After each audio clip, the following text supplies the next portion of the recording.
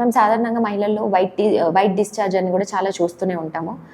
White discharge అసలు ఎందుకు అవుతుంది? ఒకవేళ అవుతే గనక ఏమన్నా ప్రమాదం అంటారా మహిళల్లో? వైట్ డిశ్చార్జ్ అన్నది ఆడవాళ్ళలో ఖచ్చితంగా ఉండి తీరాల్సిన ఒక సిమ్టమ్ అని చెప్పను, ఒక అవసరం అన్నమాట అది. ఎందుకంటే తెల్లబట్ట అన్నది రకరకాల వెజనల్ గ్రంథుల నుంచి, సర్వైకల్ గ్రంథుల నుంచి సెక్రీట్ అవుతుంది.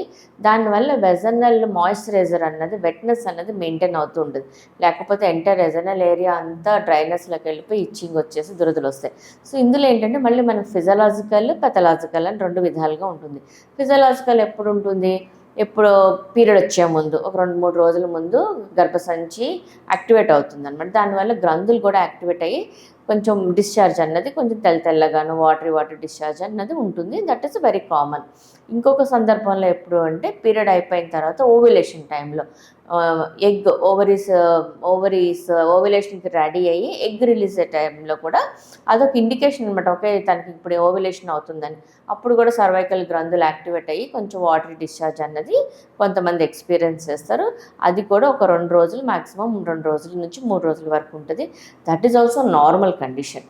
పీరియడ్ వచ్చే ముందు కూడా కొంతమందికి ఇలా ఉంటుంది, పీరియడ్ అయిపోయిన తర్వాత ఉంటుంది, మధ్యలో ఈ 3 రకాల సందర్భాలు నార్మల్ ఫిజియలాజికల్ కండిషన్స్ అనమాట. సో దీనికి ఎలాంటి ట్రీట్మెంట్ ఉండదు, మనం చెయ్యం కూడా. Ever women comes with this kind of complaints మన లోపల చూసి ఇన్ఫెక్షన్స్ ఏమైనా ఉన్నాయా, ఇన్ఫెక్షన్ రిలేటెడ్గా ఉందా లేదా అన్నది చూసుకొని మనల్ని కౌన్సిల్ చేసి పంపించేస్తాం. నౌ కమింగ్ టు పెథలాజికల్, అప్పుడు కారణాలు ఉంటాయి దానికి. లోపల బ్యాక్టీరియల్ ఇన్ఫెక్షన్స్, లేకపోతే వైరల్ ఇన్ఫెక్షన్స్ ఉండడం కానీ, సెక్షువల్లీ ట్రాన్స్మిటెడ్ డిసీజెస్ వల్ల కూడా మనకి వైట్ డిశ్చార్జ్ అని రావడము, ఆ ఎంటైర్ ఏరియా అంతా ఇచ్చింగ్ రావడము, బ్యాడ్ స్మెల్ రావడం జరుగుతుంది. సో దానికి తగ్గట్టుగానే మనం ట్రీట్మెంట్ అన్నది పెడతాము. సో అలా ట్రీట్మెంట్ చేస్తున్నప్పుడు మళ్ళీ పార్ట్నర్కి ట్రీట్మెంట్ ఇస్తాము. ఏ రకమైన ఇన్ఫెక్షన్ చూసి ఇంటర్నల్గా ఎగ్జామినేషన్ చేసి అవసరమైతే వెజనల్ స్వాబ్, కల్చర్ సెన్సిటివిటీ చేసుకొని ఆర్గానిజంని బట్టి కూడా ట్రీట్మెంట్ ఉంటుంది. ఇంకా కొంతమందికి ఏంటంటే వెరీ వెరీ లో హిమోగ్లోబిన్ మీద ఉంటుంది. వాళ్ళకి కూడా కొన్నిసార్లు ఎక్సెసివ్ వైట్ డిశ్చార్జ్ అన్నది ఉండడం జరుగుతుంది. వాళ్ళకి జనరల్ కండిషన్ ఇంప్రూవ్ చేస్తే ఆ వైట్ డిశ్చార్జ్ అన్నది సెటిల్ అయిపోతుంది.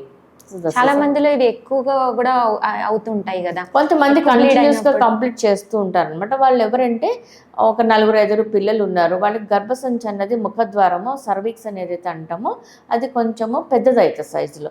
ఇప్పుడు చిన్న సైజులో ఉంటే తక్కువ డిశ్చార్జ్, పెద్ద సైజులో ఉంటే పెద్ద డిశ్చార్జ్, ఎక్కువ డిశ్చార్జ్ అట్లా ఉంటుంది అనమాట. అంటే ఇది ఎక్కువ ప్రెగ్నెన్సీ లేడీస్లోనే ఉంటుంది? నార్మల్ లేదు, ప్రెగ్నెంట్ లేడీస్లో కొద్దిగా మాత్రం మినిమల్గానే ఇంక్రీజ్ అవుతుంది. అంటే ఇంతవరకు కొంచెం మెత్తగా వెట్నెస్ ఉన్నది, కొంచెం వెట్నెస్ అనిపిస్తే హెవీ ఎప్పుడు ఉండదు ప్రెగ్నెంట్ లేడీస్లో కూడా. ఎప్పుడైనా సరే హెవీగా అవుతుంది, అండర్ గార్మెంట్స్ సాయిల్ అవుతున్నాయి, లేదా బ్యాడ్ స్మెల్ ఉంది, లేదా ఇచ్చింగ్ ఉన్నప్పుడు ఖచ్చితంగా డాక్టర్ని చూడాల్సిన అవసరం ఉంది. కొన్నిసార్లు మాత్రం మనకి క్యాన్సర్ రిలేటెడ్లో, క్యాన్సర్ ముఖద్వారము క్యాన్సర్, సర్వైకల్ క్యాన్సర్లో అలాంటప్పుడు ఎక్కువ వైట్ డిశ్చార్జ్, బ్యాడ్ స్మెల్ ఉంటుంది. అది కూడా మనం రూల్ అవుట్ చేసుకోవాల్సి ఉంటుంది, which is a rare condition in this normal అంటే రిప్రొడక్టివ్ ఏజ్ గ్రూప్లో వాళ్ళకి. హాయ్ ఎవ్రీవన్, నేను మీ Vedika. Please subscribe to Golgo health. Don't forget.